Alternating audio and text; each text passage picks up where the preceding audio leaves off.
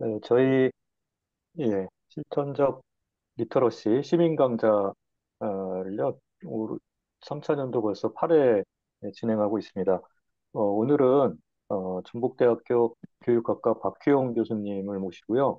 포스트 휴먼 리터러시란 무엇인가에 관해서 강연을 듣도록 하겠습니다. 원래 순서대로 하면은 저희 윤영 소장님이 인사 말씀을 드려야 되는데 오늘 부득이하게 일정이 갑자기 겹쳐서 참석이 좀 힘드셨습니다. 되게 관심이 많고 그러셨는데 좀 아쉬움을 전해달라고 말씀하셨고요. 그러면 오늘 되게 또 저희 강연 자료 보니까는 분량이 꽤 많더라고요. 그래서 어, 그러면 바로 교수님 모시고 강연을 시작하도록 하겠습니다. 네, 교수님 모시겠습니다. 예, 안녕하세요. 반갑습니다. 전북대학교 교육학과에서 가르치고 공부하고 있는 박효영입니다. 오늘 이 귀중한 자리에 초대해 주셔서 영광으로 생각하고요. 한 시간 정도 남짓 시간, 주어진 시간 동안 제가 공부하고 있는 주제 중에서 포스트 휴먼 리터러시라는 내용에 대해서 같이 얘기 나눠보도록 하겠습니다. 어, 포스트 휴먼 리터러시라고 하는 것을 이해하기 위해서는 일단 포스트 휴머니즘에 대해서 좀 이해를 해야 할 필요가 있겠고요. 자, 리터러시니까 뭔가 이제 학습과하고도 또 관련이 있겠죠. 그래서 학습, 포스트 휴먼 학습, 그다음 포스트 휴먼 학습과 관련된 이론들, 그리고 마지막으로 포스트 휴먼 리터러시에 대해서 좀 PPT 분량이 좀 많습니다만 간략하게 설명하면서 넘어가도록 하겠습니다.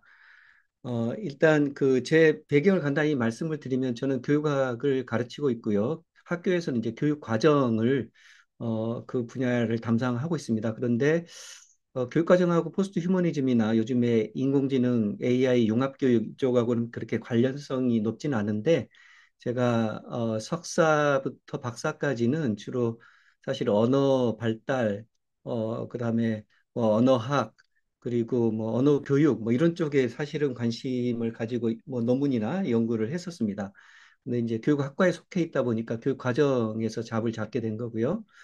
그래서 박사 과정을 공부할 때부터 언어학에 관심 있다 보니까 이제 언어와 철학, 그다음에 심리학, 그다음에 그게 연결돼서 2000년대 초반쯤에 그때 그 인지과학이라고 하는 분야가 연구도 되고 대학원도 설립되고 이랬던 것 같습니다. 그래서 자연스럽게 인지과학에 대한 관심을 가졌고 인지과학이라는 게 결국 이제 인공지능이 인간과 같이 사고할 수 있는가 그리고 인간의 사고를 대표적으로 보여주는 게 언어라고 하는 그 도구인데 수단이자 도구인데 그 인간의 언어와 뭐 기계 언어는 어떻게 다른가 뭐 이런 논의들이 많이 있었던 때죠. 그래서 이제 그때 관심을 가지고 개인적으로 공부를 하다가 뭐 전공이나 학위로는 못했고요.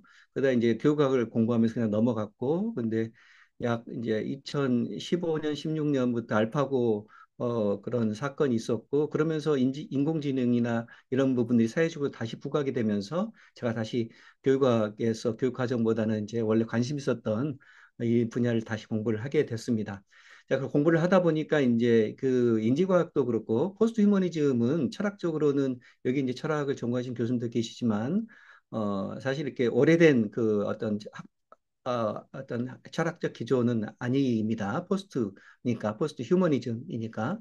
근데 인지과학을 그다음에 인공지능을 이해하기 위해서는 이 포스트 휴머니즘이라고 하는 철학을 이해하는 게 굉장히 중요한 것 같습니다. 저도 약간 인문사회학에 속해 있다 보니까 제가 학교에서는 AI 융합교육 분야를 대학원 뭐 교사 교육 담당하고 있고 관련해서 뭐 논문도 쓰고 있긴 한데 사실은 컴퓨터 공학이나 뭐 프로그래밍 이런 쪽은 거의 잘 모른다라고 봐도 될 것 같아요. 그래서 인지과학이나 이런 철학적 이런 입장들에 대한 그 배경을 가지고 이제 학생들을 가리키고 있습니다. 그래서 저도 나름대로 조금 한계점을 느끼는데 제가 말씀드리고 싶은 부분은 언어학과 인지과학 그다음에 약간 철학적인 배경을 가지고 공부를 하고 있다. 자, 그런 의미에서 이제 포스트 휴머니즘을 저도 이해를 하고 있습니다.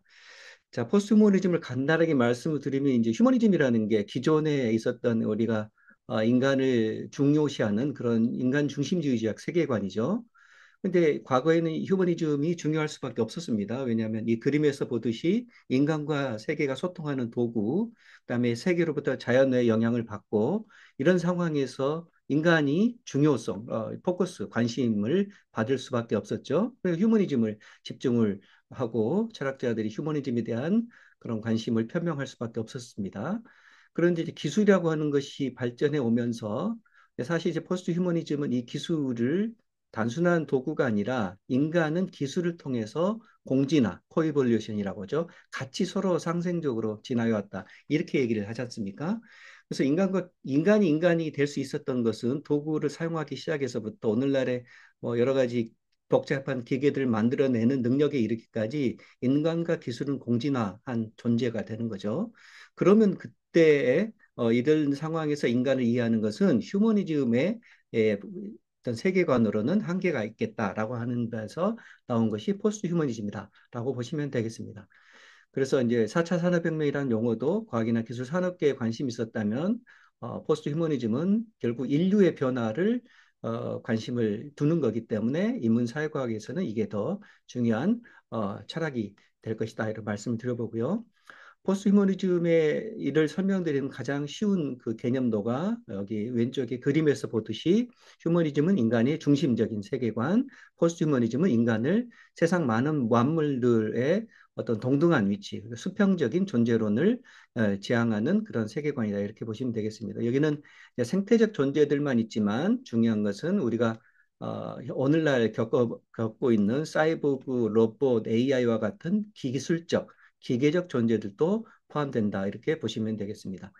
자, 여기서 이제 우리가 포스트 휴머니즘을 다루니까 우리는 휴머니즘은 그럼 도대체 어떤 한계점과 어떤 뭐 문제점이 있는가를 당연히 논의할 수밖에 없겠죠. 근데 휴머니즘은 저도 공부를 해보니까 굉장히 문제가 많은 우리가 이제 휴머니즘을 버릴 수는 없지만 그 한계점이 극명한 그런 철학이구나라는 이런 생각이 들었습니다. 왜냐하면 휴머니즘이 거의 모든 그 사조나 어떤 그 이즘, 우리 이념의 어떤 중심체였던 것 같습니다. 과거에는 우리가 이제 휴머니즘을 강조할 수밖에 없는데 그럴 수밖에 없는 것이 과거 이제 그리스 로마 시대에서부터 우리가 귀족주의, 그다음에 남성 중심주의, 그다음에 성인, 그러니까 아동들은 약간 인간 취급을 못 받는 그런 존재고 성인이 돼야만 인간으로 존중해주는 그런 관념이죠. 그리고 이제 18세기 후반에 칸트와 같은 대철학자들도 여러 학자들이 지적하건대 칸트의 그런 철학들이 되게 인종주의적 편견을 기반으로 하고 한 것이다. 이런 얘기를 합니다. 그러니까 대표적으로 흑인들은 뭐 올바른 이성을 가진 존재로 백인들과 동등한 수준에 놓고 철학을 사유하지 않았다. 뭐 이런 겁니다. 그리고 이제 19세기 초반에 이르러서 이제 루소 같은 이런 학자들도 교육이라고 하는 것을 강조하면서 이런 조건들을 갖추어져야만 인간으로 간주하는 그런 관념이 2000년 동안 이어져 내려왔다. 이렇게 보는 겁니다. 그러니까 휴머니즘은 되게 편협하고 어떤 소수의 그룹만이 그 안에 포함시키려는 그런 편협한 세계관이다. 이렇게 보시면 되겠습니다. 오늘날 이제 우리가 많은 비판을 하는 계급주의, 남성 중심주의, 연령주의, 인종주의, 그다음에 교육은 우리가 그렇잖아요. 교육을 받아야 되고 뭔가 성취해야지만 그 사람을 존중하고 인정을 하잖아요. 이게 업적주의입니다. 그러니까 이런 것들도 사실은 그러니까 수평적인 어떤 이념이 아니라 이렇게 편협한 이념이다 이렇게 볼 수 있는 거죠. 자, 포스트모니즘의 출발점을 보니까 이제 생태 페미니즘이라고 많이 얘기를 합니다. 간단하게 설명드리면 생태 페미니즘은 말 그대로 남성 중심주의 세계에서 여성성이 거기서부터 이제 핍박을 받고 차별받는다라고 하는 것을 비판하면서 드러난 거죠. 그리고 그 페미니즘의 어떤 근원을 우리가 그러니까 남성성은 문명에 방점을 둔다면 그러니까 자연성과 생태성은 결국 여성성을 상징하기 때문에 이 두 가지를 묶어서 생태 페미니즘을 우리가 오늘날 지지하고 있는 건데 이 포스트 휴머니즘도 마찬가지로 인간 대 기계 혹은 인간 대 동물이라고 하는 이분법적인 구분 안에서 인간은 존중하고 기계나 동물은 무시했던 그런 것을 반발해서 나타난 게 포스트 휴머니즘이잖아요. 그래서 인본주의를 탈피하는 거니까. 그래서 이제 그 출발점 생태 페미니즘에서 많은 그 사상적 영향을 받았다 이렇게 볼 수 있는 거고요. 그리고 이제 나중에 설명을 하겠지만 포스트 휴머니즘 하위 이론으로서 신물질주의라고 하는 개념들이 등장합니다. 신유물론 뭐 이렇게도 번역이 되는데요. 말 그대로 이제 막스적인 흔히 말해서 우리가 인간의 어떤 자연 역사적인 그 발전 과정에서 뭐 자본에 대한 비판, 그다음에 노동 착취, 뭐 자본 계급이 노동자의 노동을 착취하는 뭐 이런 것들에 대한 비판을 했던 것이 막시즘인데, 이 포스트 휴머니즘에서 얘기하는 신물질주의는 이제 그런 막시즘하고는 성격이 전혀 다르잖아요. 그래서 뉴 내추럴리즘이라는 용어를 붙인 거고요. 어, 그래서 물질주의라는 것을 강조하는 이유는 여기 나오지만 정신과 신체를 구별했던 그런 이분법을 이제 인정하지 않겠다라는 겁니다. 그래서 신물질주의는 이론론입니다. 이론론. 신물질주의적 이론론이라는 얘기를 쓰는데, 생명적 현상이나 기술적, 기계적 현상이나 본질적으로 서로 통할 수 있다. 이게 이분법적으로 완전히 나눠질 수 있는 것이 아니다라고 하는 것입니다.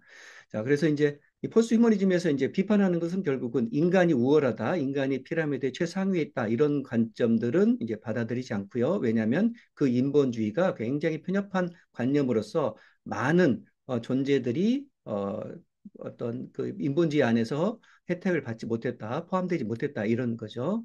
휴머니즘은 결국은 교육받고 화이트, 백인의 유럽계 혈통의 귀족, 그리고 남자들을 위한 이념이다. 이렇게 비판을 하는 것입니다. 아마 이 부분에 대해서는 모든 학자, 거의 대부분 학자들이 동의를 할 겁니다. 그럼 마침 또 이제 교육까지도 우리가 인본주의와 교육을 연결시키는 관념들이 오랫동안 있었다는 겁니다. 자, 그래서 우리가 생물학적으로 보면 우리가 인간 인류를 호모사피엔스라고 하잖아요. 그래서 저나 여기 모든 분들이 호모사피엔스라고 하는 것은 약간 뭐 과학적으로 생물학적으로 사실적인 개념이라면, 우리가 지금 다루고자 하는 더 휴먼리스 혹은 휴먼이라고 하는 개념은 그런 뭐 과학적이고 객관적인 표현이 아니라는 겁니다. 우리가 휴먼은 말 그대로 어떤 특정한 조건을 갖춘 사람들에게 휴먼리스를 부여하면서 그 사람들은 존중하고 그렇지 못한 사람들과 차별화하는 그런 관념이다. 그러니까 우리는 인본주의는 이런 역사적인 그 토대나 어떤 근본적인 이념적으로 굉장히 제한적인 관점을 해서 이해되어 왔다. 그러니까 이제 앞으로는 휴먼의 개념에 너무 얽매이지 말자, 이런 얘기를 하는 겁니다. 자, 그럼 앞으로는 이제 그것이 인간 범죄를 확장시킬 수 있다라는 얘기를 자연스럽게 하겠죠. 그럼 어떻게 확장시킵니까? 자, 여기 동심원을 보면 예전에 20세기 전까지는 여기 아까 말씀드린 소수의 집단만이 인간으로 존중을 받았습니다. 그러다가 우리가 1948년 유엔 인권선언이라고 하는 것이 보편 인권 선언이죠. 모든 사람이 동일한 인권을 지닌다. 이게 이제 상징적으로 보편적 인간의 관념이 이제 우리가 다 받아들여지게 되는 것이라는 거고요. 근데 21세기 들어서는 이게 생태적 확장이라고 하는 것은 뒤에도 사례를 보여드리겠지만 인간만이 더 휴먼은 아니다는 겁니다. 그러니까 호모사피엔스만이 더 휴먼이다라고 얘기할 수는 없다는 겁니다. 그게 그런 어떤 규정은 정확하지 않다는 거죠. 그럼 누가 포함됩니까? 가장 쉬운 예가 유인원들이죠. 그러니까 유인원들도 휴먼으로 판단될 수 있다는 것이 이런 논리에서 가능한 것입니다.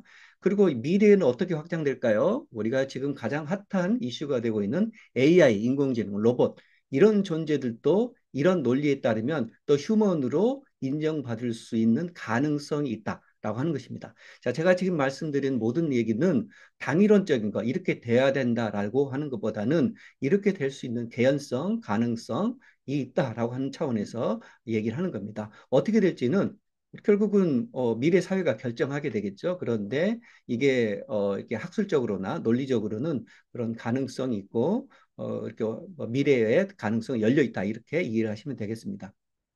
자, 그래서 AI도 인간인가 이런 논의들이 제가 아까 간단히 말씀드렸었던 이 약 25년 전에 공부할 때는 이런 것이 한참 논란이 있었겠죠. 지금도 마찬가지입니다. 인지과학에서 결국은 인지과학에서 연구하는 것이 인간의 사고를 모방할 수 있는 기계를 만드는 것인데, 그 기계가 인간과 똑같은 존재가 될 것인가? 당연히 논란이 계속 철학적으로, 심리학적으로, 뭐 언어학적으로나 다 논란이 있었겠죠. 근데 25년 전에는 이런 것들이 반반 있고, 혹은 AI는 인간이 될 수 없다라는 주장이 되게 많았던 것 같습니다. 그런데 25년이 지난 지금 보면 이제 AI도 인간으로 받아들일 수 있는 그런 가능성이 점점 커지겠구나라는 그런 뭐 기대 혹은 우려를 할 수 있겠죠. 자, 법적으로도 마찬가지로 AI를 법인격으로 받아들이는 연구가 국내적으로 많이 나오고 있습니다. 자, 그래서 최종적으로 어떻게 될지는 모릅니다. 그런데 어쨌든 AI도 법적인 존재로서 사회에서 결국 인간과 공존하는 그런 것을 이미 많은 학자들과 혹은 기술적인 그 뭐 공학자들, 과학자들은 준비를 하고 있다, 뭐이라고 얘기 드릴 수 있겠습니다. 자, 우리가 이제 인문학이나 인지과학이든 언어학이든 많은 논의를 했을 때 어떻게 얘기를 합니까? 인간은 뭐 예를 들어서 종교적인 관점에서 보면 신의 형상들을 만들어낸 존재에서부터 시작해가지고 그다음에 동물과 비교하면서 인간은 언어와 이성을 가지고 있기 때문에 동물과 차별적인 존재다 이렇게 계속 구별을 하는 거잖아요. 그래서 이것도 뭐 20년, 30년, 40년 전에는 되게 그렇게 구분을 했던 것이 설득력이 있었던 것 같은데, 어, 제 기억으로는 제가 20년 전에 언어학을 공부하고 이런 거 할 때만 해도 인간의 언어와 동물의 언어가 차이가 있다라는 주장은 더 이상 언어학계에서 받아들이지 않고 있었던 분위기인 것 같습니다. 그러니까 지금은 대체적으로 인간 언어에 원간 언어가 훨씬 뛰어나긴 한데 그게 본질적이고 근본적인 차이가 있다라는 주장은 학계에서 정설이나 혹은 어떤 도미넌트한 어떤 대규모 학설은 아니다. 이렇게 볼 수 있겠죠.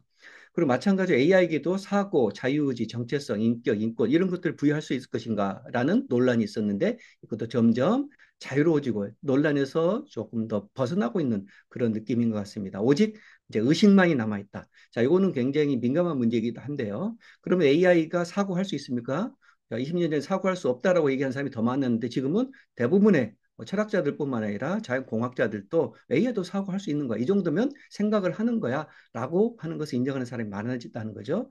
그러면 그 사고한다고 해서 그것이 의식이 있는 거냐라고 하는 것은 미래도 여전히 논쟁의 영역으로 남아있을 수 있을 것 같아요. 왜냐하면 자, 의식이라고 하는 것은 철학적으로도 가장 기본적인 그 존재가 자신의 존재를 드러내고 세상을 받아들이고 하는 그런 어떤 출발점입니다. 그러니까 의식마저 AI의 의식하고 인간의 의식하고 똑같다라고 얘기를 해버리면 그럼 차이점이 뭐냐 이렇게 돼버리죠. 그래서 요 의식만이 약간 마지막 논쟁 영역으로 남아있고 나머지 부분들은 굉장히 많이 오픈돼 가고 있는 것 같습니다.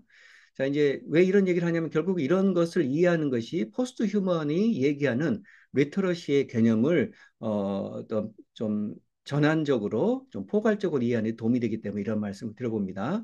20년 전에 스티븐 스필버가 만든 AI라는 영화에서 이 아이가 로봇, 인공지능 아이가 정체성 혼란을 겪는 얘기가 나왔습니다. 결국 AI도 이미 정체성이 있을 수 있다는 것을 많은 사회적으로 다 공감이 되고 있다는 거고요. 이 의식에 대한 연구가 철학자들의 기본적인 화두였다라는 게 뭐 거의 1970년대, 80년대부터 논의가 되어 왔습니다. 다 정리하자면 여기에 왼쪽에 그림을 보듯이 우리는 호모사피엔스지만 여기 호미니디라고 하는 유인원과 그 다음에 케니스 루퍼스라고 하는 우리가 개고양이 같은 이런 가축들, 그 다음에 사이보그 같은 기술적 존재들도 휴먼 빙이라고 하는 것에 포함될 가능성이 있다는 겁니다. 자, 그런데 이것이 어떤 시점에서 포함될지 어느 국가나 사회는 포함시키고 포함 안 될지는 결국 그 집단이 결정하는 것입니다. 그런데 논리적으로나 철학적으로는 충분히 가능하다. 이게 핵심적인 부분인 것 같습니다. 그래서 뭐냐면 이제 휴먼의 범주가 확장되기 때문에 우리가 포스트 휴먼 윤리나 교육, 리터러시를 이해하는 게 필요하다. 자, 그럼 포스트 휴먼 학습이라는 게 무엇일까요? 자, 학습이라는 것을 이제 결국은 학습이라는 게 그거잖아요. 어떤 존재가 외부 세계로부터 뭔가 경험을 통해서 세계를 인지하고 그다음에 자신을 그 인지된 결과를 통해서 자신을 성장시키고 이렇게 하는 것이 이제 학습이죠. 그러면 이 학습의 문제를 다루는 것이 결국은 인식론입니다. 그렇죠? 그런데 이제 인식론도 과거의 인본주의적 인식론이 아닌 탈인본주의적 인식론이 앞으로는 점점 더 중요해지고 사람들의 관심을 끄게 될 것이다. 이렇게 보시면 되겠습니다. 여기 오른쪽에 보면 데이터, 정보, 지식, 지혜라는 여러 가지 용어들이 혼성적으로 쓰이고 있잖아요. 그런데 지식과 지혜의 개념은 인본주의적 개념이다. 이런 것입니다. 자, 뭐 우리 교수님들은 당연히 아시겠지만 이게 시민 강자니까 자, 휴머니즘이라고 하는 개념은 이념입니다. 그래서 이것은 입장이라고 볼 수 있겠고요. 이거는 객관적인 것이 아니라 세상을 바라보는 하나의 관점.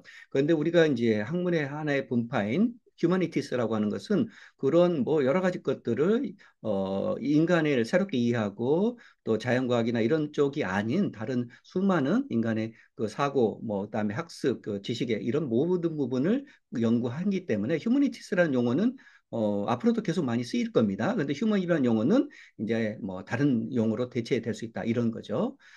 자, 그래서 이제 인본주의라는 용어가 아니라 앞으로는 점점 탈인본주의적 차원에서 지식을 바라보는 관점이 더 커질 것이다. 이게 뭐 트렌드라는 거죠. 그래서 데이터나 정보라는 용어들이 많이 쓰게 되겠고요.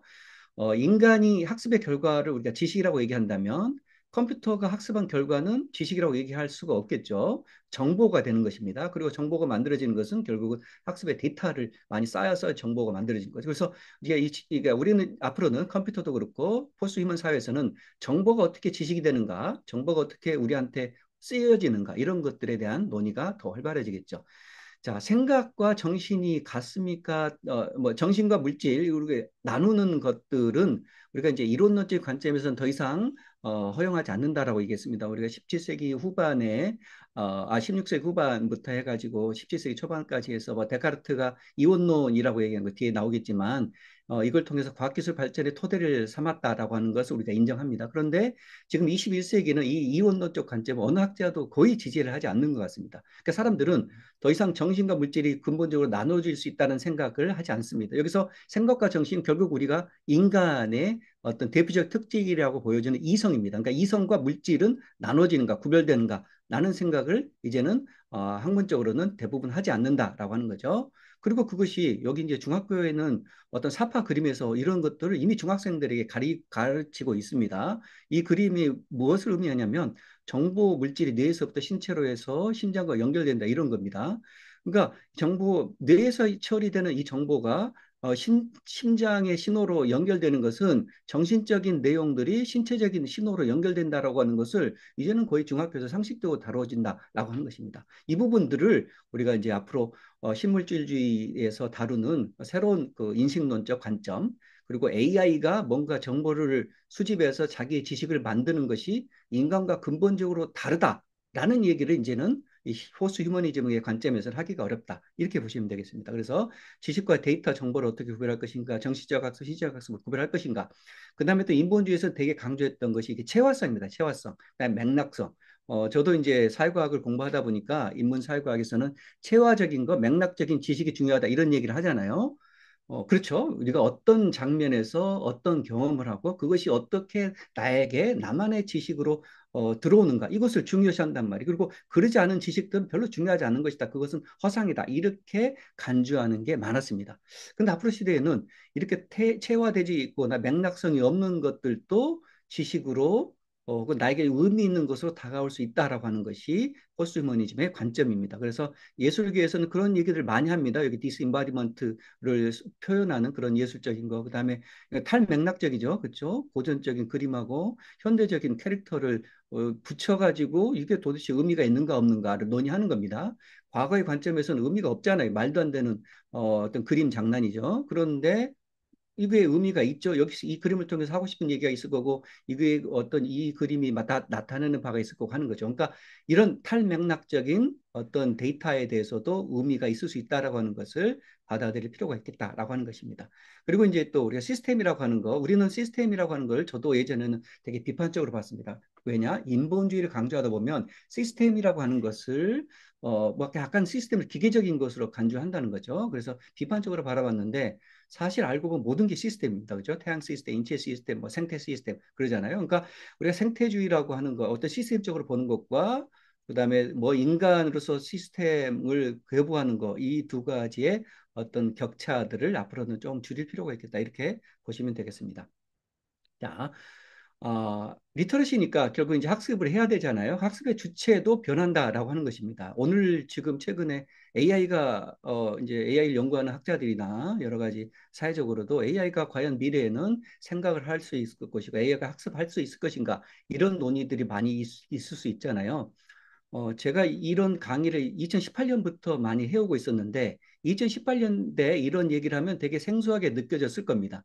그런데 2022년 생성형 AI가 나오고 이제는 생성형 AI로 인해서 AI가 대중화되고 사람들이 다 쓰이기 시작하고 지금 에이전시, 주체성, 능동성 이런 얘기가 상식처럼 다가가고 있습니다. 그렇죠? 그러니까 AI가 학습 주체, 에이전시를 가진 능동성을 가진 학습 주체가 된다는 것은 이제는 상식이 되었습니다. 5년 전, 6년 전에는 이것을 받아들이지 못했다는 거죠. 자, 이렇게 이제 변한다는 겁니다. 자, 베인이라는 학자가 구분한 건데요. 이제 지금은 인류적 시대에서 컴퓨터가 개발된 1970년대 이후로 전산적 시대로 넘어갔고요. 인간적 시대에서 이제 20세기, 21세기는 인공적 시대가 AI를 통해서 더 명확해졌다는 거죠. 그래서 인간도 자연적 인간, 왼쪽 위에 일사분면이 있는 것이 아니고 우리는 사사분면으로 변해가고 있다라고 하는 걸 보입니다. 사이버가 등장했고, 그다음에 인간의 컴퓨터를 흉내내는 시대가 왔고, 그다음에 컴퓨터가 인간을 흉내내는 시대를 살고 왔고요. 우리는 이제 2단계를 지나가고 있고 어떤 단계냐면요. 이미 4단계. AI가 모든 것을 알아서 할 수 있는 시대를 가고 있는 것 같습니다. 그러면 AI가 당연히 학습의 주체가 될 수 있겠죠. 그리고 이 주체로 삼는다는 것은 뒤에 잠깐 나오겠지만 행위자망 이론에서도 연결이 됩니다. 자, 예전에는 인간만이 행위자였어요. 행위자망이라고 하는 것은 사람들끼리 그렇죠? 네트워크만을 관심을 가졌죠. 근데 이제 지금부터는 행위자망 이론에서는 인간뿐만 아니라 비인간적 행위자도 다 그런 네트워크의 구성 요인이다 이렇게 얘기하는 겁니다. 당연히 그렇죠. 그러니까 행위자라고 해서 뭐 자동차, 사물, AI, 로봇 이런 모든 것들 뭐 돌멩이에 이르기까지 이런 자연적, 생태적, 기술적인 존재들이 인간과 함께 네트워크에 이르면서 미래를 개척해 나가는 그런 상황에서 이해해야 된다. 이렇게 보시면 되겠습니다. 자, 그러다 보니까 이제 이게 뭐 논란이 많이 있습니다만 AIDT 교과서를 도입하는 것이 이제 교육적인 그 정책의 화두가 되어오고 있습니다. 자, AI 등장과 인식론이 이제 변화가 있겠죠. AI가 아까 잠깐 나왔던 그림인데요. 자, 이걸 보시면 제가 예전에 약 벌써 한 20년 가까이 됐는데 이 인공지능 의식이나 이런 것들을 공부하면서 제가 직접 그렸던 그림인데 제 이론은 아니고 여기 스미스라는 학자가 얘기했던 것을 제가 논문에서 실었던 그림입니다. 보시면 의식에 또 네 가지 수준이 있다는 겁니다. 자, 왜냐하면 제가 왜 이런 설명을 드리냐면 AI의 의식은 인간의 의식 수준과 근본적으로 다르고 같아질 수 없다. 라고 주장하는 학자들이 당연히 있겠죠. 그런데 포스트 휴머니즘 관점도 그렇고 약간 저도 그렇고 저도 이제 약간 철학적 입장에서 뭐 단정 지을 수는 없습니다. 근데 약간 좀 오픈된 마인드에서 이런 걸 공부를 하고 있습니다. 그래서 의식의 수준이 우리가 학자들이 컨센서스로 얘기하는 거의 이제 상식처럼 얘기하는 게 이렇게 나누고 있습니다. 네 가지로 나누고 있는데 이 노란 박스에서 보듯이 가장 밑에 단계에서는 지렁이, 개미, 달팽이도 의식이 있는 겁니다. 그렇죠? 그 다음에 네 번째 단계에서는 일부 윤호는 상징적 지향성을 다룰 수 있을 정도의 의식성의 수준을 가지고 있다라는 거죠. 그러면 이제 AI는 어떤 수준일까요? 당연히 4단계를 이미 넘어섰다고 볼 수 있습니다. AI가 상징을 다룰 수 있고 로봇이 지향성을 가지고 움직일 수 있다는 겁니다. 그리고 그렇게 되면서 생각을 가진 로봇이 지향성을 가지고 인간의 사회에서 인간과 같이 상호작용하는 것이 이미 구현되고 있잖아요. 그러니까 그런 게 현실화된 마당에서 AI가 의식이 없다. 이런 얘기를 하는 것은 이제는 좀 오히려 좀 낯선 주장이다라고 저는 생각을 하고 있습니다. 자, 그래서 지금 최근에 이건 제가 이렇게 추가한 것은 2022년 생성의 AI가 등장한 이후로 자신 있게 추가한 겁니다. AI도 주체성, 자율성, 능동성을 이제 갖게 되는 거고요. 점점 더 강화될 것입니다. 바람직할지 안타깝지는 우리가 나중에 사회가 경험해 봐야 알겠죠. 자, 그래서 이제 학습의 주체도 변화하고 있다라고 하는 거고요. 이제 핵심은 이런 거죠. 인간은 의식으로서 학습하고 AI는 알고리즘을 학습하는데 이 두 가지가 근본적인 차이가 있느냐 없느냐. 이것이 이제 철학자들의 영원한 계속 논쟁거리가 되겠죠. 자, 뭐 이것을 이제 제가 약간 뭐 시민 강자의 차원에서 한다면 시간이 없어서 간단하게 말씀을 드린다면 우리가 튜링 테스트를 하고도 그렇고, 이렇게 차이니스 룸의 가설을 통해서 AI가 진짜 생각하는가에 대한 많은 학자들의 논란이 있었습니다. 그런데 이런 논의가 가설로 제시가 되었었고, 오래전부터. 그러니까 칼티선 띠아라고 하는 것은 이미 데카르트 시절 때부터 350년 이전부터 데카르트가 이성을 연구한 학자잖아요. 자연과학자이지만 그 자연과학 연구로서 그걸 할 수 있는 능력을 가진 인간은 결국 이성이라고 하는 것이 있기 때문에 관찰의 대상인과 그 관찰하는 주체, 의식과 근본적인 차이가 있을 것이다. 라고 하는 것이 데카르트의 주장이었고, 이원론의 근거였고, 결국은 그것을 생각하다 보니까 그러면 이성을 가지고 있는 인간의 두뇌 머릿속에서 세상을 이렇게 감독하면서 뭔가 물건을 컨트롤할 수 있는 그런 이런 극장과 같은 그런 장소에서 어떤 존재가 사람을 컨트롤하고 있는 것이 아닌가라는 가설이 나왔다는 것입니다. 자, 그런데 이런 모든 가설들은 오늘날 21세기에 와서는 전부 다 과거에 잘못된 그런 인식, 인식론을 바탕으로 한 가설이겠죠. 자, 오늘날은 어떻습니까? 이미 원자주의도 더 이상 받아들이지 않습니다. 지금 이렇게 네트워크, 그다음에 우리가 뉴런 신경망처럼 얽혀 있고 이 안에서 어떤 신호가 생성되고 이 안에서 구조가 있는 것인지, 자, 구조주의라고 하는 것도 간단하게 설명드리면 요 왼쪽 밑에 보시면 이게 20세기에는 우리가 자연의 원리를 나 자연의 뭐 어떤 기본적인 그 섭리를 판단하는 데 있어서 뭔가 이런 구조가 있을 것이다라는 것을 연구했던 시점입니다. 20세기까지는 그렇었죠. 그렇죠? 그런데 이제 20세기에 등장하면서 이런 구조가 없을 수 있다라고 하는 것이 이제 탈구조주의잖아요. 근데 지금 21세기입니다.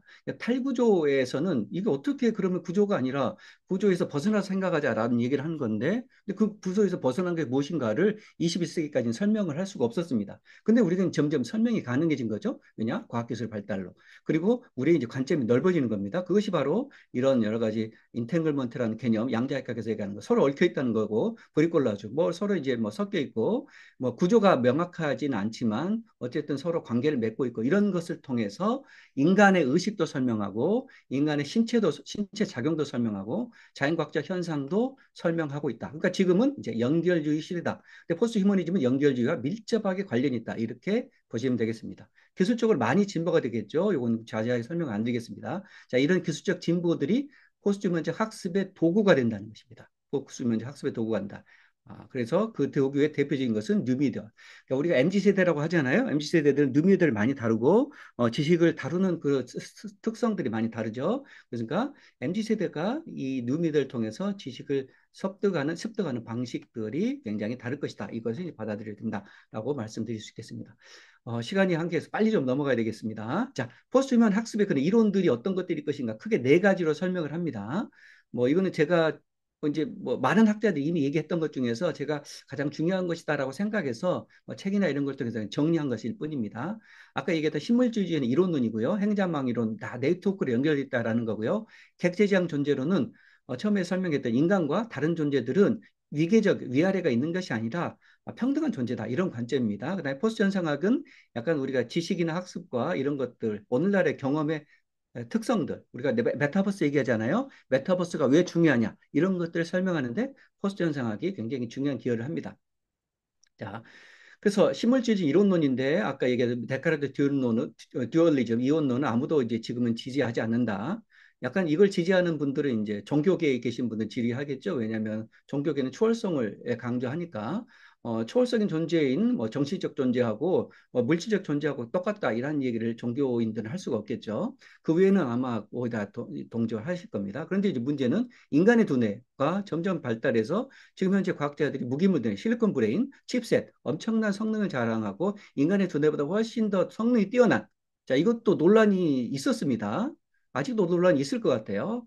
여전히 아무리 엔비디아 칩셋이 뛰어나더라도 그게 인간의 작동 방식하고는 다르다. 20년 전에 명확하게 얘기했습니다. 근데 지금은 약간 논란이 있습니다. 그리고 AI가 인간보다 지적 능력, 사고 능력 이런 것들이 더 뛰어난 것들을 막 만들어내고 있는데 아직도 인간이 더 뛰어나 이런 얘기를 하기는 좀 이제는 어려울 것 같다는 생각이 듭니다. 그럼 순환하는 거죠. 자, AI도 사고하고 인간도 사고하는데 이 두 가지의 본질적 차이가 있을 것인가 없을 것인가? 신물주의는 있다고 얘기하기 어렵다. 자, 인본주의에서는 아무리 그래도 AI가 사고하는 것은 어떻게 인간의 사고와 똑같다고 얘기할 수 있냐? 이런 입장이라고 보시면 되겠습니다. 자, 그래서 신물주의 학습이 왜 중요하냐면, 자, 우리가 학습하는 거, 그리고 AI가 학습하는 거, 실 어떤 차이가 있을 것인가, 미래 사회에서 이런 거죠.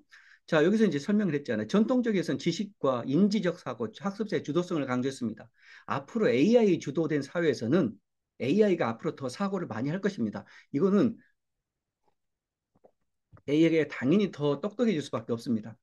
자, 우리가 과거에는 인간의 집단 의식이나 어떤 집단 지성에 대한 개념이 없었을 때는 인간 개인, 인간의 뭐 뛰어난 뭐 천재, 이것의 개인의 능력을 굉장히 오버밸류 했어요. 굉장히 높게 평가했단 말이에요. 이제 더 이상 이제 그거 별로 평가하지 않습니다. 학자들은. 그러니까 집단 지성을 평가합니다. 그러니까 인간이 개인이 똑똑해서가 아니라 인류 집단이 똑똑하다라고 하는 거죠. 자, AI는 어떨까요? AI가 하나의 칩셋이 하나의 어떤 기계 AI 칩셋에서 한 로봇이 똑똑해지는 게 아닙니다. 이건 기술적 전체가 똑똑해지는 거고 그 AI가 하나가 아니라 수십 개, 수십만 개의 어떤 미래 사회의 어떤 그 AI가 똑똑해지는 거죠. 그랬을 때 과연 인류 집단의 그 지성과 AI에 의한 그 지성을 단순하게 비교할 수는 없을 것 같습니다. 요는 그러면 앞으로 학습에서 이 여기 지식이나 인지적인 능력을 통해서 그 사람의 차별성을 주장하는 논의는 이제는 학교 교육에서 별로 그렇게 가능성이 없을 것이라는 생각이 듭니다. 그럼 뭐냐? 정서적 학습, 그다음에 약간 응용하는 거, 우리가 여전히 얘기하는 뭐 창의적인 거, 뭐 저는 벌써 창의성도 별로 그렇게 믿지 않습니다만, 그러니까 인간만이 창의성이고 나머지는 창의성이 없다 이런 관점 별로 받아들이지 않습니다. 그런데 어쨌든 뭐 당분간 인간이 더 창의성이고 인간이 더 정서적이고 하는 것들을 학습의 목표로 삼아야 되지 않겠는가, 뭐 이런 것들을 얘기하는 거죠. 자, 뭐 이것은 이제 약 120년 전에 프랑스의 화가가 만든 여러 화보들의 모임을 이제 칼라로 아마 넣은 것 같아요. 그래서 이런 것들이 아마 인터넷에 많이 자료가 있습니다. 그러니까 앞으로 2000년이 되면 미래가 어떻게 변할 것인가를 1900년대 초반에 그 화가들이 연이어서 그린 것입니다. 자, 그런데 이제 중요한 것은 요거죠. 교육의 미래도 그렸던 겁니다. 그림 보시면 명확히 아시겠지만 여기 교사나 학자가 책을 갈아 넣어가지고 그 갈아지어 내진 신호가 전기줄을 타고 가서 학생들에게 주입이 됩니다. 자, 이것을 이미 120년에 상상을 했다는 것입니다. 자, 이게 뭘 의미할까요? 자, 책에 있는 지식은 물질적인 건가요?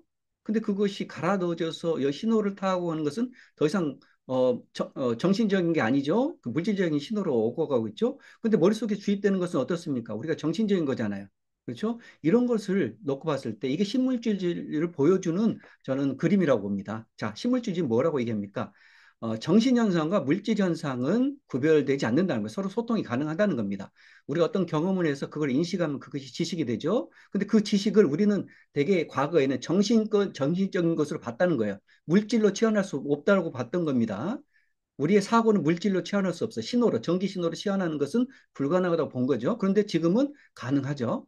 우리 정신적 사고 신호를 전기 신호 혹은 디지털 신호로 치환해서 입력시키고 출력시키고 전달하고 지구 반대편을 보내는 것 가능합니까? 가능하다는 것을 120년 전에 상상을 했습니다. 지금은 기술적으로 구현하고 있는 시대다. 라고 하는 걸 말씀드립니다. 대표적인 예가 일론 머스크가 개발하고 있는 뉴럴링크입니다. 이건 아주 심플해요. 뉴럴링크에 뉴럴 칩셋을 적어가지고 여기서 이제 알츠하이머 병을 같은 사람들은 이제 이 신체 이 두뇌의 부분에 손상이 돼서 그 두뇌가 담당하는 신체 기능을 손실한 환자들이 이제 알츠하이머 사고도 잘못하고 손발도 잘 못 쓰는 환자잖아요. 그 환자들에게 그 부분을 대신할 수 있는 이 전자기 신호를 심어서 그 사람이 나름대로 사람도 알아보고 뭐 손가락도 들 수 있고 걸음도 움직일 수 있게 하는 그런 것을 개발하는 겁니다. 이게 뉴럴링크죠.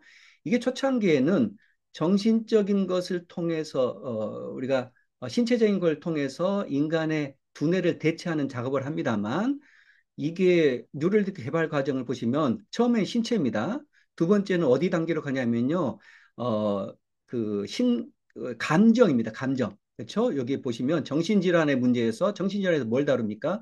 우리가 여러 가지 그 약물이 필요한 정신병 환자들에게 약물을 통해서 치료를 하잖아요. 그 약물을 통해서 정신병을 치료할 수 있다? 그러면 약물을 대시할 수 있는 뉴런의 신호를 통해서 정신병을 치료할 수 있다는 얘기도 나오는 겁니다. 이게 바람직할지 아닐지 모르겠습니다만 기술적으로 이것을 향해서 방향이 기술이 개발되고 있다는 것입니다. 그 다음에 이게 두 번째, 인간의 정서를 대신한다는 겁니다. 어떻습니까? 우리가 너무 우울합니다. 그러면 뉴런 칩셋에서 즐거운 마음을 심어서 그 사람이 즐거움을 가질 수 있도록 한다는 겁니다. 기술적으로 가능한 방식으로 만들어가는 겁니다. 그게 자연스러운 인간은 아니겠죠, 당연히. 그리고 마지막에는 여기 보세요. 마지막 목표는 사람의 뇌와 컴퓨터를 결합한다. 이건 뭐냐면 사람의 생각, 지식을 신호로 대체하는 그런 연구를 한다는 것입니다. 이건 제가 만든 것이 아니고 뉴럴링크 이런 것들을 뭐 여러 가지 검색해 보면 그냥 나오는 기본적으로 잘 알려진 내용입니다. 자, 그러니까 결국은 이 뉴런 칩셋을 통해서 인공지능이 목표하는 바는 인간의 지적인 영역, 지식의 영역까지를 기계를 통해서 혹은 인공지능을 통해서 대체할 수 있는 방향으로 나아가고 있다라는 것이 뭐 약간 기술적 트렌드라고 하는 거고요. 요것을 뭐 약간 지금 시간이 급해서 그냥 설명은 못 드리고 넘어가겠습니다. 이것도 뭐냐면 이게 생성 인공지능을 이게 굉장히 큰 어떤 전환적인 그 뭐랄까 엑셀러레이터 뭐랄까 이 기술의 박차 그다음에 사람들 인공지능에 대한 인식의 전환을 가져온 것이라고 봅니다. 그냥 이거 너무 중요해서 설명을 드리자면 지금 현재 기술은요, 2023년 5월에 나왔던 기술입니다. 예전에는 여기 MRI로 사람들의 뇌를 찍어가지고 뇌에서 자극을 주고 그 자극을 통해서 예를 들어서 빨간 사과를 보면 빨간 사과라고 생각하잖아요. 그럼 빨간 것을 처리하는 것, 사과라고 하는 것을 처리하는 뇌의 분위가 액티베이트, 활성화됩니다. 혈류가 증가해요. 그래서 이쪽 부분이 빨간색과 사과라고 하는 그 정보를 처리하구나라는 것을 알았던 겁니다. 그런데 생성의 인공지능이 발달된 다음에 개발된 다음에 이것을 갖다가 이 MRI 촬영 기술을 적용을 한 겁니다. 그럼 뭘 적용하냐면 환자한테 이 그림만 보여주는 겁니다. 그림만 보여주고 환자는 생각만 합니다. 생각만. 그냥 어떤 소녀가 놀라고 있네, 넘어졌네 이렇게 생각만 하는 거예요. 그 생각을 읽어가지고 컴퓨터가 텍스트로 만들어주는 건답니다. 이거는 엄청난 그 기술적인 발전입니다. 그렇죠? 그러니까 결국은 AI가 우리가 연결만 된다면 내가 말을 하지 않고도 행동을 취하지 않고도 내가 생각하는 것을 읽어서 텍스트로 전환해 줄 수 있다라고 하는 것입니다. 자, 물론 이것이 정확성이 얼마나 있을까요? 자, 초창기는 정확성이 높지 않겠죠. 그런데 점점 정확해질 겁니다. 사실 생성인공지능을 아마 들어보시면 아시겠지만 그 모든 것들은 확률입니다. 확률. 생성인공지능이 인간의 언어를 학습해가지고 인간은 이런 말을 한 다음에 그 다음에 어떤 말을 할 거야라는 것을 엄청나게 많은 데이터를 학습해서 그 다음에 그거 나올 내 얘기를 확률적으로 예측하는 겁니다. 90% 정도만 예측해도 이야, 이 사람 이 인공지능 내가 원하는 것을 이렇게 잘 알아주네 이렇게 얘기를 하는 겁니다. 그리고 누구나 다 확률적인 존재입니다. 그래서 거의 되게 비슷하게 확률적으로 그다음에 관습적으로 그다음에 자기가 익숙한 방향으로 행동을 한다는 게 뭐 인간이라는 존재라는 거죠. 그러니까 그런 인간을 예측하고 인간이 원하는 걸 들어주는 게 인공지능 해주는 것은 그다지 어렵지 않다라는 것을 말씀드립니다. 자, 그래서 이것도 이제 다른 예니까 그냥 넘어가도록 하겠고요. 자, 객체지향 존재로는 아까 말씀드렸듯이 중요한 것은 인간과 기계나 이런 그 기술, 생태적 존재들은 수평적인 존재다.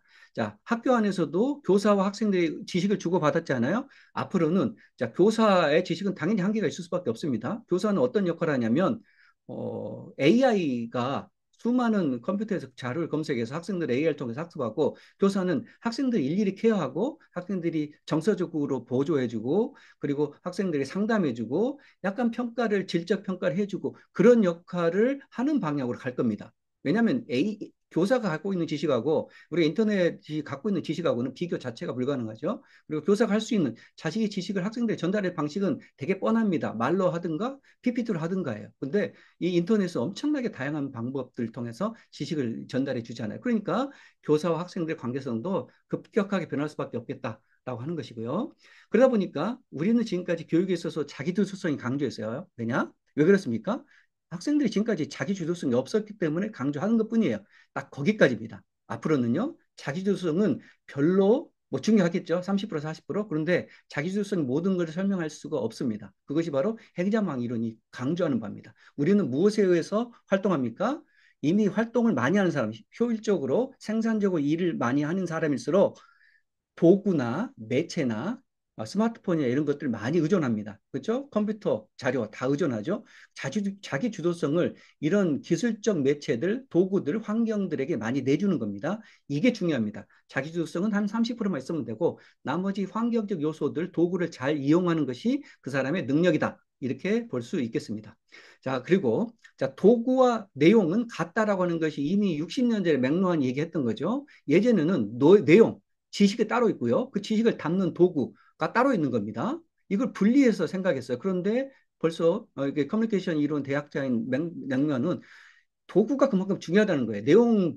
내용이나 도구나 그렇게 내용이 별 의미가 없을 정도로 도구가 사람들에게 메시지에 영향을 미친다라고 하는 거죠. 이것도 학습에, 오늘날 학습에 그대로 적용될 것 같아요. 자, 지금은 학교에서는 교과 지식을 다루잖아요. 그 교과 지식이 더 이상 중요하지 않습니다. 뭐가 더 중요하냐? 오히려 그 주식을 어떻게 접속해서 접근해서 어떻게 자기 것으로 만들고 자기가 좋아하고 자기가 뭔가 활용할 수 있는 것을 만드냐가 더 중요하다는 거죠. 왜 그렇습니까? 과거에는 교과 지식들이 우리가 결국 수백 년 동안 인간의 경험이 축적되어 왔는데 그중에서 엑기스만 배우고 엑기스를 달달 외워가지고 그 사람이 마치 똑똑한 사람일처럼 활동해 왔어요. 21세기까지는 그렇습니다. 20세기까지는 그렇죠. 앞으로는 그렇게 생각하는 사람이 없겠죠. 왜냐? 지식은 이제 차고 넘쳤습니다. 인터넷에 검색하면 다 나와요. 그러니까 우리가 그 지식을 어떻게 추출해서 활용하는 사람이 더 중요한 거죠. 그것이 학습 수단입니다. 그러니까 교육에 있어서는 이제 지식은 더 이상 중요한 것이 아니고 학습 수단이 훨씬 더 중요해지는 시점이 될 것이다. 물론 그렇다고 학습 수단 안에 지식 내용이 포함되지 않으면 뭐 의미가 없겠죠. 껍데기니까. 그러니까 그렇지만 뭐 내용을 완전히 버릴 수는 없지만 수단이 그만큼 중요하다. 이런 것이 이제 포스트휴먼의 인식론이나 어떤 이런 이론들에서 많이 강조되는 부분이다라고 볼 수 있겠죠. 그래서 이제 학습에서 물질적 도구의 역할이 크다라고 하는 거고요. 자, 구성주의라는 것도 이제 교각 이론에서 구성주의란 많이 얘기를 하죠. 자기가 이런 원리를 통해서 자기 것으로 지식을 만든다. 자기가 머릿속에서 자기 지식을 구성해 나간다. 이런 관점이잖아요. 자, 그런데 이제 중요한 것은 뭐냐면 앞으로 학생들이 자기 머릿속에, 그 작은 머릿속에, 유한한 머릿속에 외부의 지식을 구성하거나 그 안에 축적해서 쌓아 나가거나 해서 그 사람의 어떤 역량이나 그 사람의 능력을 인정받을 수 있는 시대는 이제 점점 사라질 것이다라는 겁니다. 그 관계성이에요, 관계성. 그렇죠? 이 자료를 어떻게 다룰 것인가, 도구를 어떻게 다룰 것인가, 맥락에서 벗어나서 내 경험을 어떤 걸 나에게 의미 있게 만들 것인가 이런 것들이 점점 더 중요해지겠다 이렇게 볼 수 있겠습니다. 자, 그걸 갖다 우리는 네트워크 학습이라고 얘기를 하고 있고요. 네트워크 학습의 특징은 비선형적입니다. 우리가 순서를 따르지 않는다는 겁니다. 자, 그러니까 이것이 익숙하지 않은 분들은 다 구시대적인 사람들입니다. 저를 포함해서 대부분의 교수님들은 이 비선형적 학습 로직을 좋아하지 않습니다. 그렇게 학습해서 이 자리까지 오지 않은 분들이죠. 그렇죠? 그런데 요즘 MZ 세대들은 그렇게 학습하지 않습니다. 그 익숙하지 않아요. 못 따라옵니다. 선형적으로, 논리적으로, 체계적으로, 구조적으로 그렇게 학습을 못 한다는 겁니다. 비주얼적 학습하는 거죠. 자, 로고스가 아니라 이 리터러시가 중요합니다. 로고스가 아니라 비주얼적 학습을 이미 하잖아요. 유튜브를 통해서 학습하는 거 훨씬 쉽잖아요. 우리가 물건을 사다가 배워도 예전에 매뉴얼을 줬는데 매뉴얼을 가지고 하려면 알 수가 없어요. 글씨도 작고 이게 어떤 것인지. 근데 유튜브에서 그대로 보여주잖아요. 그대로 따라하면 됩니다. 근데 왜 그렇게 유튜브를 쓰지 굳이 매뉴얼로? 매뉴얼이 그럼 진짜입니까? 지식입니까? 아니잖아요. 유튜브에 있는 살아있는 사람들이 직접 물건을 조립하는 것이 진짜 지식입니다. 근데 과거에는 그런 지식을 담을 수가 없었어요. 그러니까 글자화로 만들어가지고 상징으로 바꿔가지고 상징에 익숙한 사람만이 똑똑하고 공부를 잘하는 사람을 인지원 받았잖아요. 앞으로 시대는 그렇지 않는다는 겁니다. 매개적 학습, 그렇죠? 매체가 중요하다. 이런 겁니다.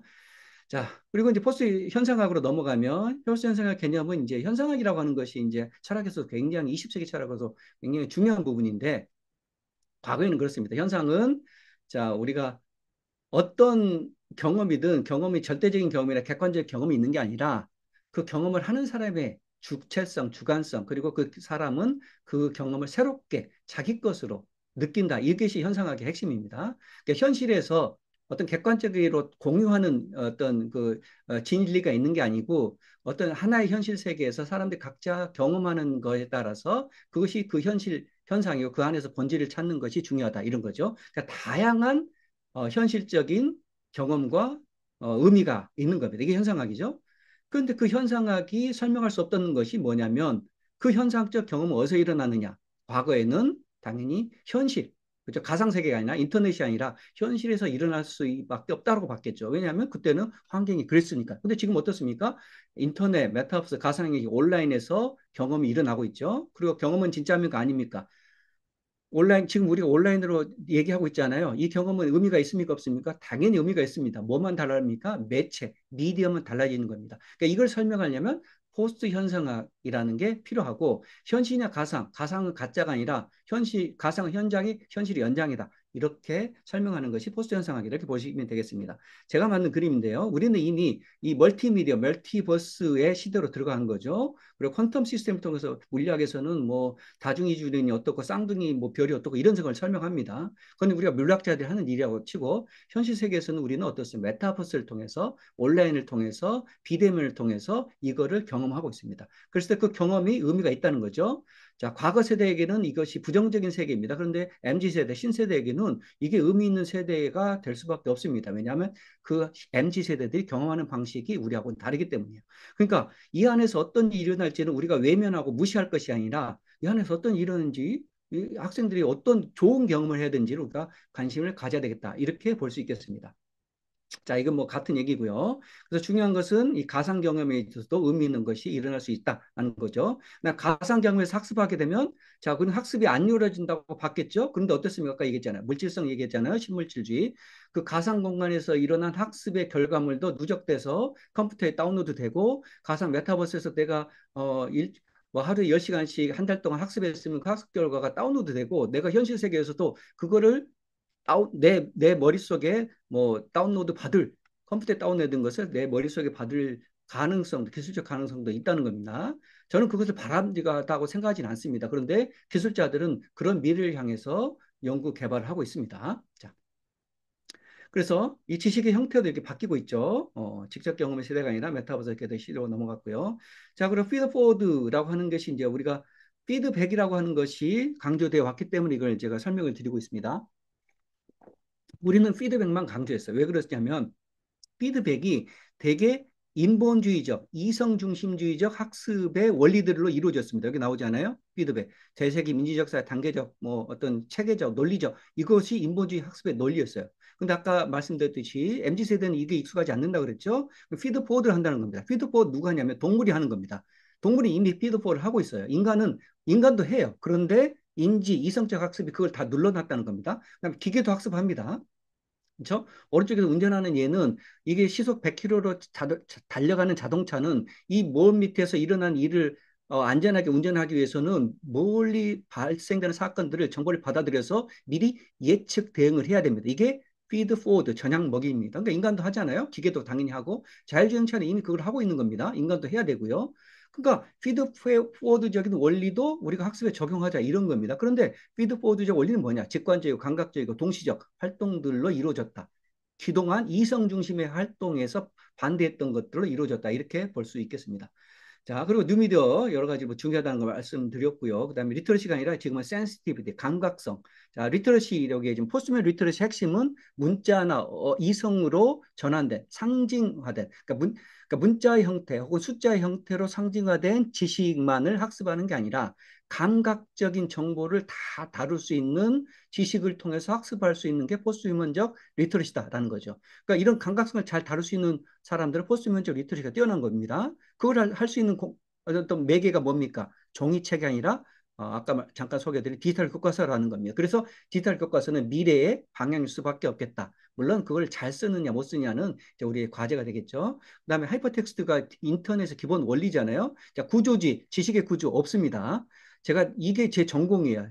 저는 교과학으로서 인식론을 다룬 사람으로서 지식의 구조 그것은 그냥 인간이 20세기에 만든 거예요. 구조주의가 유행했던 시대에 뭔가를 자꾸 구조화시키려고 해서 만든 것입니다.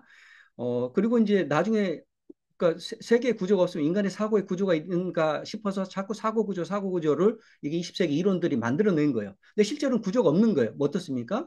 다 네트워크, 뉴런에 그러니까 눈에 보이지 않는 엄청나게 복잡한 네트워크망으로 있는 겁니다. 구조가 없고 네트워크가 복잡하게 있는 겁니다. 그렇죠? 그걸 가시적으로 표현하기 어렵습니다. 그러니까 결국은 그게 본질이라는 거예요. 인간의 두뇌의 본질이고 자연 세계의 본질이고 컴퓨터망의 본질이라는 겁니다.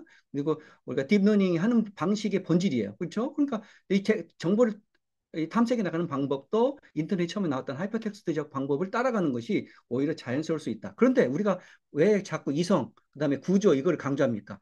왜냐하면 우리가 2000년 동안 그것을 중심으로 인간성을 성립해 왔고 그 인재상을 수립해 왔고 그것이 뛰어난 사람에게 유리한 사회가 구성되어 있기 때문에 그렇습니다. 만약 여전히 그런 사회가 중요하다면 그런 인재를 키우면 됩니다. 그런데 그게 동의하지 않으신다면 이런 것들이 이제 입장을 바꾸는 것이다라고 보시면 되겠습니다. 자, 그래서 포스트 휴먼 리터러시는 결국 다중 리터러시. 자, 이게 이제 월드 이코노미 포럼에서 2020년에 얘기한 겁니다. 앞으로는 체화된 학습이 있잖아요. 신체적 감각적으로 몸으로 느끼는 학습. 핵심은 뭡니까?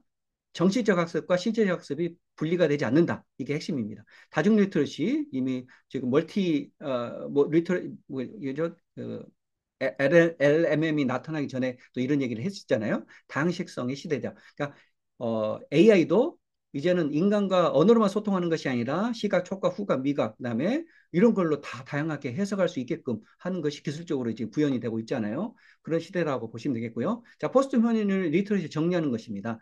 자, 언어 기반 왼쪽이 휴머니즘의 리터러시고요. 오른쪽이 탈물질적 포스트 휴머니 리터러시입니다. 지금까지 다 설명했던 겁니다. 미디어, 인공지능이 중요하고 그다음에 물질성이 중요하고 정신과 신체 구별할 수 없고 신체에서 들어오는 감각의 통들, 시각, 청각, 촉각 이런 것들을 통해서 정보를 습득하는 거 중요하기 때문에 이거를 잘 훈련하고 그 리터러시를 잘 갖춘 사람이 미래의 인재가 된다. 그리고 여기서 창의성이 나온다라고 하는 것은 되게 논리학자들이 가장 기본적으로 얘기하는 것입니다.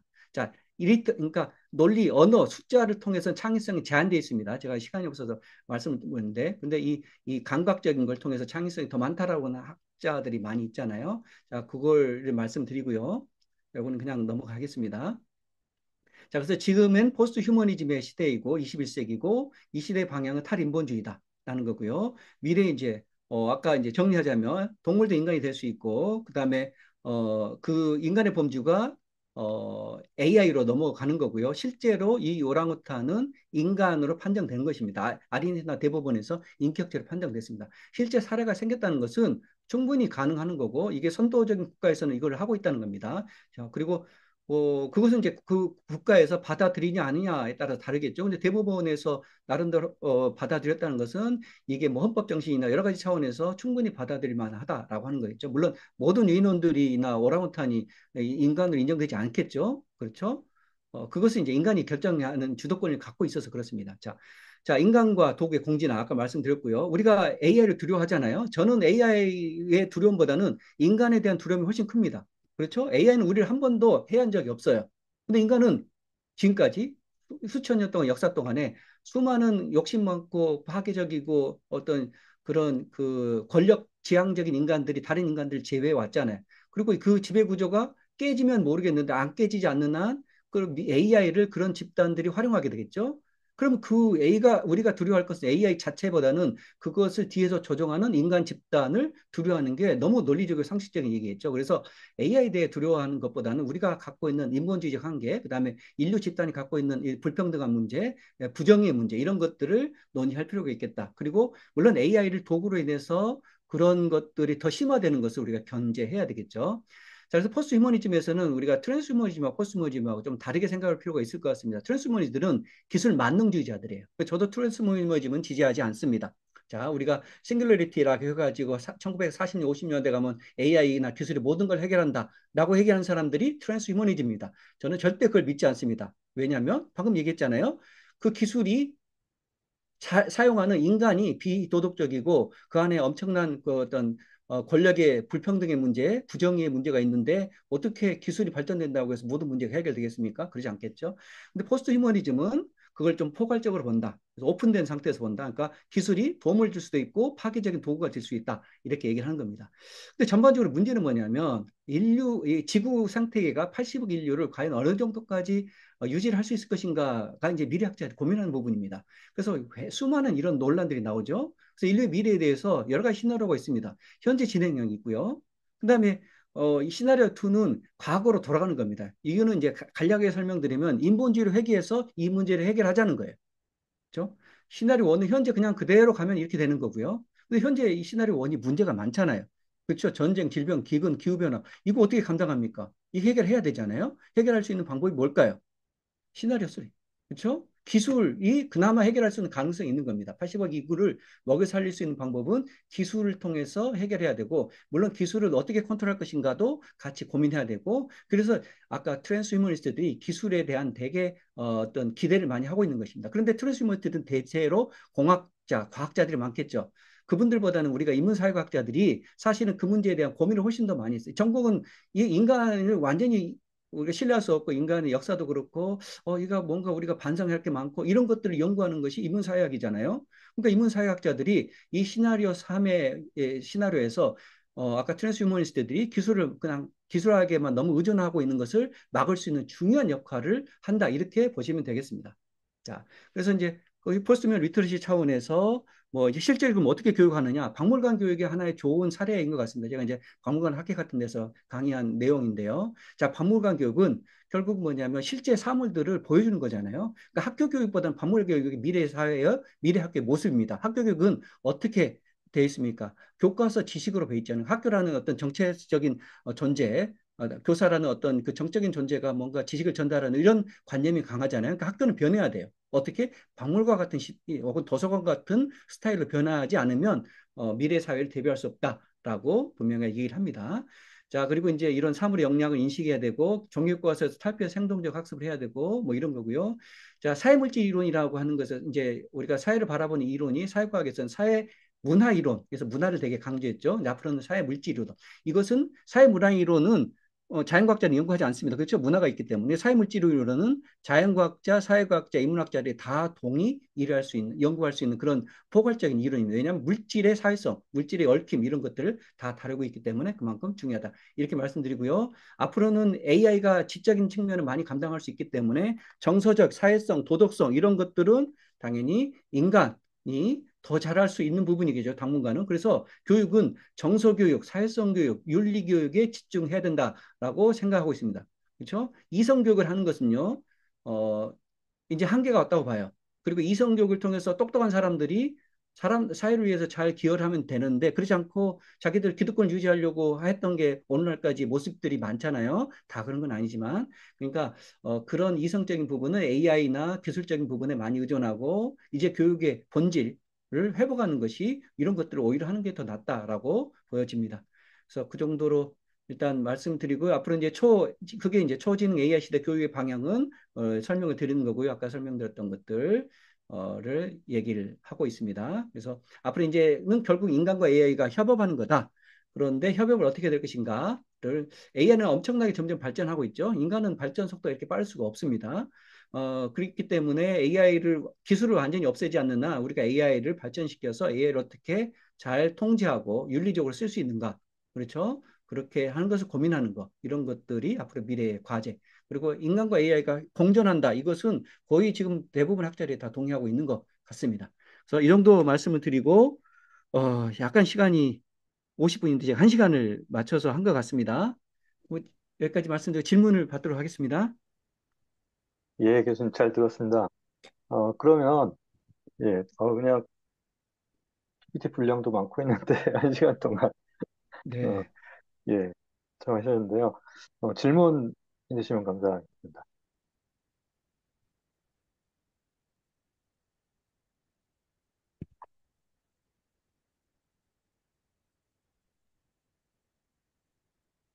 네, 너무 강의가 많은 생각과 좀 이렇게 성찰을 할 수 있는 되게 좋은 시간이었던 것 같아요. 네, 말씀해 주신 거긴 한데, 한 가지 조금 여쭙고 싶은 건, 네네. 이게 대학생들을 대상으로도 이 포스트 휴먼 리터러시를 어떻게 조금 포커스를 맞춰서 어떤 방법으로 좀 길러줄 수 있을까, 이런 고민이 잠시 좀 예, 들었었거든요. 예, 네. 네. 대학 교육은 이제 아직까지는 되게 전공별로 많이 나눠져 있고, 그런데 이제 대학들마다 다르겠지만 그것이 이미 그러니까 이과계, 자연과학 계통에서는 전공별이 거의 다 융합화가 되어 있습니다. 융합화되지 않는 전공들이 살아남기 어려울 정도로 급속하게 융합화되어 가고 있는 것 같아요. 그렇죠? 그런데 이제 사회과학이나 인문학 쪽은 그 융합의 속도를 따라가지 못하는 것 같고, 그럼 사회과학이나 인문과학도 그런 융합의 속도를 따라가서 해야 되느냐라는 것에 대한 많은 또 이제 교수님들의 저항이나 이런 것도 있을 것 같습니다. 자, 그런데 이제 아까 이제 잠깐 말씀드렸지만 대학에서 학문을 분류를 했던 방식들은 20세기 중반에 나온 거고, 그 자연과학의 것은 이제 예를 들어서 이 데카르트의 17세기, 18세기, 19세기 300년 동안 발전하면서 자연과학의 분류가 일어났는데, 사실 사회과학은 거의 20세기에 분류가 된 거지 않습니까? 그러니까 이제 그 분류된 것은 자연과학에서는 엄청나게 시대 변화에 따라서 변화가 되는데, 아까 인문사회과학은 그 변화가 좀 느린 것 같은데, 앞으로는 그 변화 방향을 따라가는 것이 저는 방향성이 맞다라고 보고요.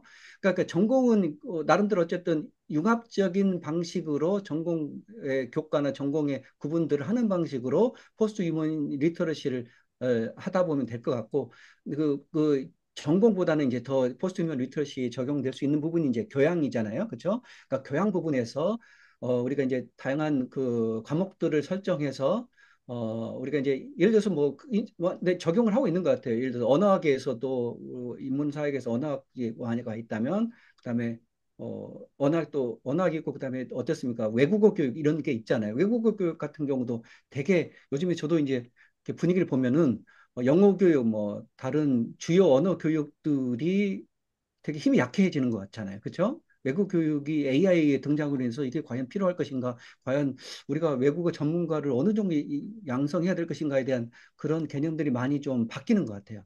그러면 이제 그것을 대신할 수 있는 그러니까 모국어 능력, 그다음에 외국어 능력, 이 하나의 중요한 리터러시인데 세상을 이해하고 소통하는 방식인데 그것의 전통적인 방식이었다면 그것을 어느 정도 내려놓는 대신에 포스트 휴먼적 리터러시로 어떤 것들을 도입해야 될 것인가 이런 것들 이제 고민을 해야 될 것 같아요. 근데 이제 이게 뭐 어떻게 한다라고 이제 단편적으로 말씀드리는 것보다는 이 포스트 휴먼적 리터러시가 지향하는 그 방향성, 그다음에 거기에 필요한 어떤 그 경험들, 그다음에 그 능력들, 뭐 이런 역량들 이런 것들을 좀 재구조해 나가면서 대학에서 그런 과목들을 새롭게 만들어 나가고 저도 이제 교육과정에 있다 보니까 대학 교육과정 뭐 전공 교육과정 개정 그다음에 그 교양 교육과정 개정에 대한 프로젝트를 이렇게 가끔씩 옆에서 지켜보거든요. 제가 하기도 했고 그러면 대부분의 대학들이 서울에 있는 주요 대학들 외에는 그 대학들은 이제 서바이벌이 가능하니까 그냥 있는 것 같고 대부분의 대학들이 다 바꾸려고 합니다. 왜냐하면 그래야지만이 뭔가 이렇게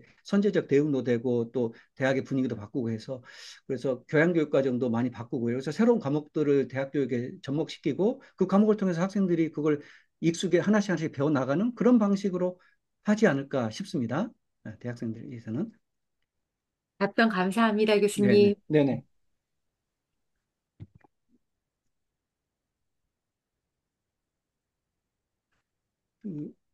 뭐 우리가 이제 MZ 세대에서 뭐 초중고 학생들도 있지만 대학생들도 MZ 세대에 많이 포함되어 있기 때문에 그 저도 사실 반성을 합니다만 대학교에 있는 그 가르치는 사람으로서 제 수업을 또 많이 바꿔야 될 것 같아요. 근데 저 수업도 많이 못 바꾸고 있어요.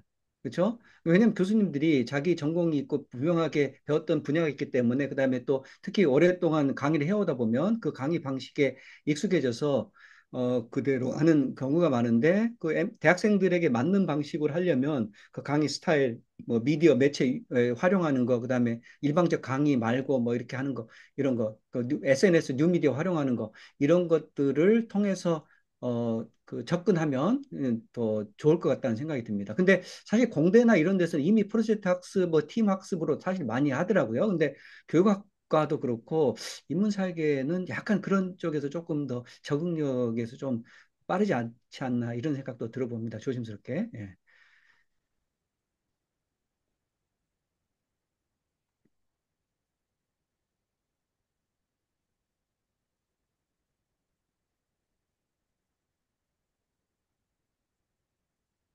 근데 혹시 예, 또, 또, 예, 예, 다른 질문 없으실까요?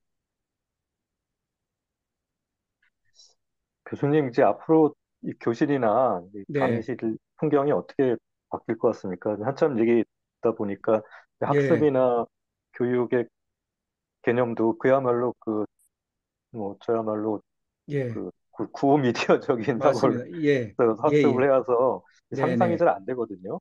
네, 아까 어, 이제 박물관형 이렇게 잠깐 말씀도 하셨는데, 예, 예. 예, 어, 그게 잘 안 떠올랐어요. 예, 사범대에 있으면 이제 학교 교육에 대한 뭐 이런 변화를 조금 더 익숙하게 많이 보는데요. 학교 많이 바뀌고 있습니다.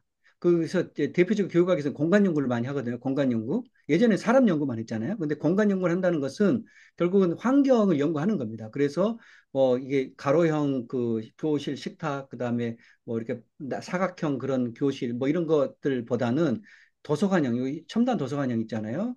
그다음에 어쨌든 학교 환경이나 물리적 환경, 그다음에 가상 환경, 그다음에 여러 가지 그 사물들에 대한 배치 이런 것들이 어떻게 영향을 미치는가 이런 연구를 많이 하고 서울시 교육청이나 이렇게 선도적인 교육청일수록 그런 변화들을 많이 도입을 하고 있습니다. 근데 이제 돈이 많이 드니까 공간 시설 바꾸는 건 돈이 많이 드니까 단계적으로 하는 것 같은데요.